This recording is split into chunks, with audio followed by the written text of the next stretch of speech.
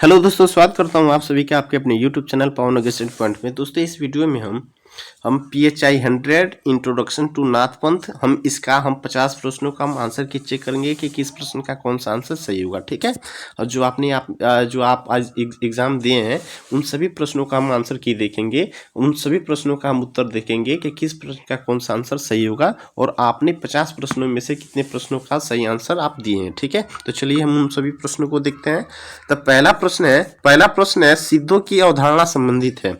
तो सिद्धों की अवधारणा किनसे संबंधित है? तो सिद्धों की अवधारणा ये नाथपंथ संप्रदाय से संबंधित है। ऑप्शन नंबर 20 का क्या हो जाएगा? सही होगा। ठीक है, फिर अगले प्रश्न को देखेंगे कि अगला प्रश्न क्या कहा जा रहा है।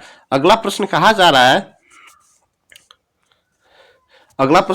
रहा है कि कौल ज्ञान निर्णय के लेखक कौन है? कौल ज्ञान निर्णय के लेखक कौन है? तो ये मत्स्येंद्र नाथ है। ऑप्शन नंबर डी इसका क्या हो जाएगा? सही होगा।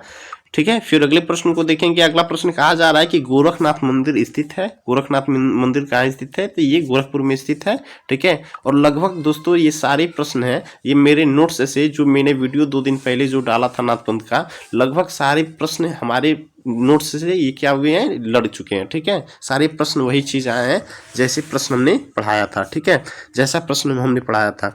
तो अगले प्रश्न को देखते हैं। अगला प्रश्न कहा जा रहा है कि हठ युग में ह और ठ का क्या अर्थ है? तो हठ युग में ह और ठ का क्या अर्थ है?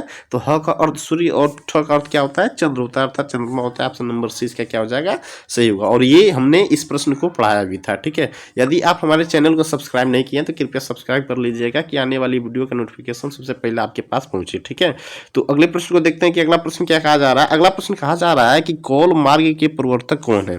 तो कौल मार्ग के प्रवर्तक कौन है? ये मत्स्येंद्र नाथ है। ऑप्शन नंबर ए इसकी क्या हो जाएगा? सही होगा। फिर अगले प्रश्न को देखते हैं कि अगला प्रश्न क्या कहा जा रहा है। अगला प्रश्न कहा जा रहा है कि नाथ पंथ में 12पंथी संप्रदाय के प्रवर्तक कौन है? तो नाथ पंथ में 12पंथी संप्रदाय के प्रवर्तक कौन है? तो नाथ पंथ में 12पंथी संप्रदाय के प्रवर्तक कौन है? गोरखनाथ है। ऑप्शन नंबर सी इसका क्या हो जाएगा? बिल्कुल सही होगा। ठीक है, फिर अगले प्रश्न को देखते हैं कि अगला प्रश्न क्या कहा जा रहा है। अगला प्रश्न कहा जा रहा है कि नाथ पंथ में सिद्धों की संख्या कितनी मानी गई है? तो नाथ पंथ में जो सिद्धों की संख्या जो मानी गई है वो 84 मानी गई है। ऑप्शन नंबर डी इसका क्या हो जाएगा? सही होगा। ठीक है, फिर अगले प्रश्न को देखेंगे कि अगला प्रश्न क्या कहा जा रहा है। अगला प्रश्न कहा जा रहा है कि नाथों की संख्या कितनी है? तो नाथों की संख्या कितनी है? तो ये 9 है। ऑप्शन नंबर ए इसका क्या हो जाएगा? सही हुआ। ठीक है, फिर अगले प्रश्न को देखते हैं। अगला प्रश्न क्या कहा जा रहा है। अगला प्रश्न कहा जा रहा है कि निम्नलिखित में से कौन 12 पंथ से संबंधित है? तो 12 पंथ से संबंधित कौन है?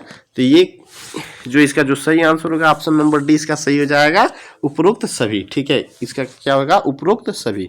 ऑप्शन नंबर डी इसका सही हो जाएगा। फिर अगले प्रश्न को देखेंगे। अगला प्रश्न क्या कहा जा रहा है। अगला प्रश्न कहा जा रहा है कि हठ युग प्रदीपिका के लेखक कौन है? तो हठ युग प्रदीपिका के जो लेखक है ये कौन है? कि ये योगींद्र स्वात्मा राम जी है। ऑप्शन नंबर डी इसका क्या हो जाएगा? सही होगा। ठीक है, फिर अगले प्रश्न को देखते हैं कि अगला प्रश्न क्या कहा जा रहा है। अगला प्रश्न कहा जा रहा है कि कनपट्टा साधु संबंधित है। तो कनपट्टा साधु किससे संबंधित है? तो ये नाथपंथ संप्रदाय से संबंधित है। ऑप्शन नंबर सी इसका क्या हो जाएगा? बिल्कुल सही होगा। फिर अगले प्रश्न को देखेंगे कि अगला प्रश्न क्या कहा जा रहा है। अगला प्रश्न कहा जा रहा है कि निम्नलिखित में से पिंड में ब्रह्मांड का संबंध किससे है? तो पिंड में ब्रह्मांड का संबंध किससे है? तो ये गोरखनाथ से। ऑप्शन नंबर ए इसका क्या हो जाएगा? सही होगा। ठीक है, फिर अगले प्रश्न को देखेंगे कि अगला प्रश्न क्या कहा जा रहा है। अगला प्रश्न कहा जा रहा है कि नाथ पंथ में अनुयायी किसकी पूजा करते हैं? तो अनुयायी किसकी पूजा करते थे? तो भगवान शिव की पूजा करते थे। ऑप्शन नंबर डी इसका क्या हो जाएगा? सही होगा। ठीक है, फिर अगले प्रश्न को देखते हैं कि अगला प्रश्न क्या कहा जा रहा है।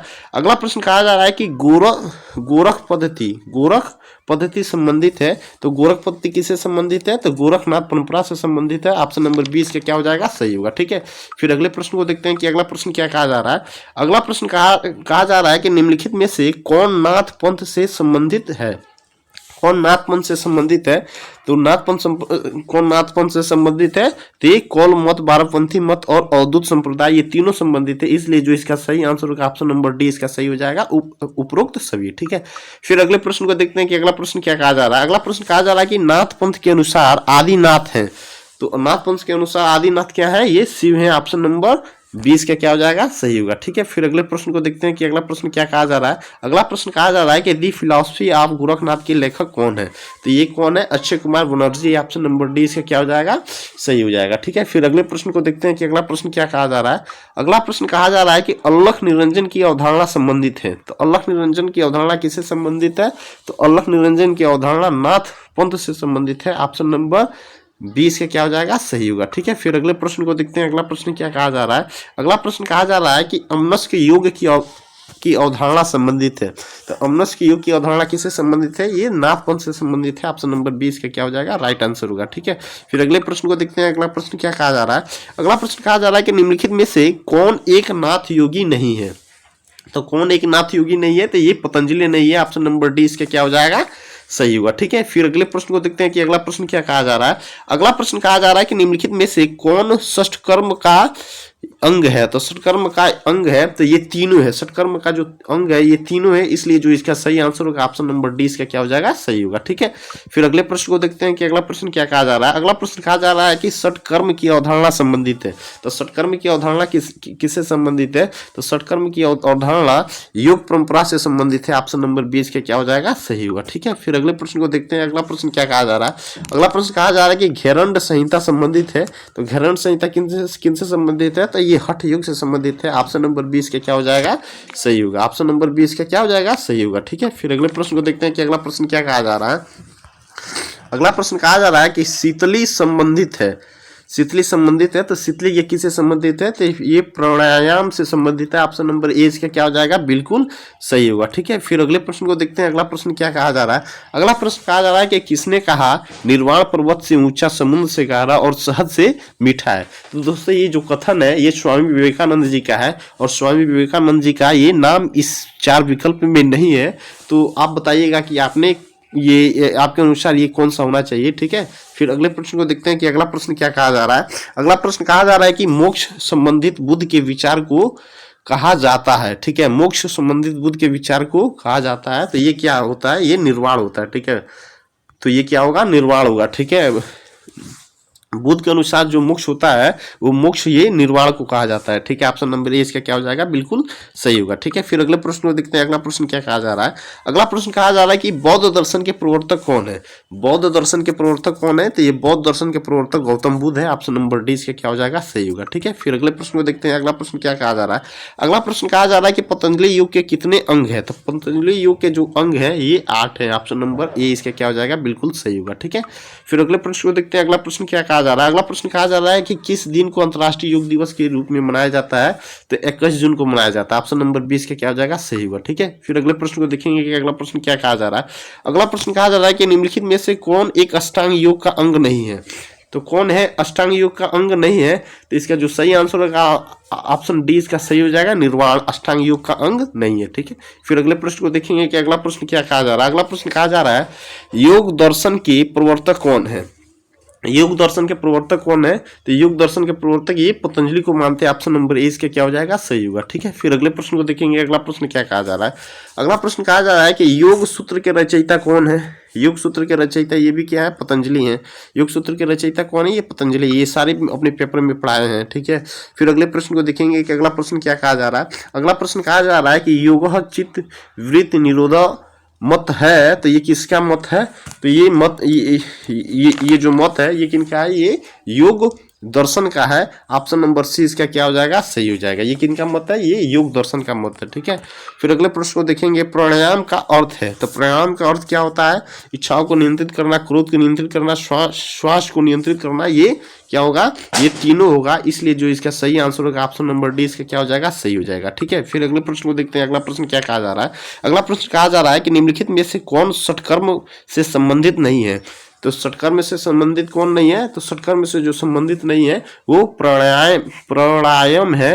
तो ऑप्शन नंबर 20 का क्या हो जाएगा, सही हो जाएगा। ठीक है, फिर अगले प्रश्न को देखते हैं। अगला प्रश्न क्या कहा जा रहा है कि सार्वभौम धर्म की अवधारणा संबंधित है।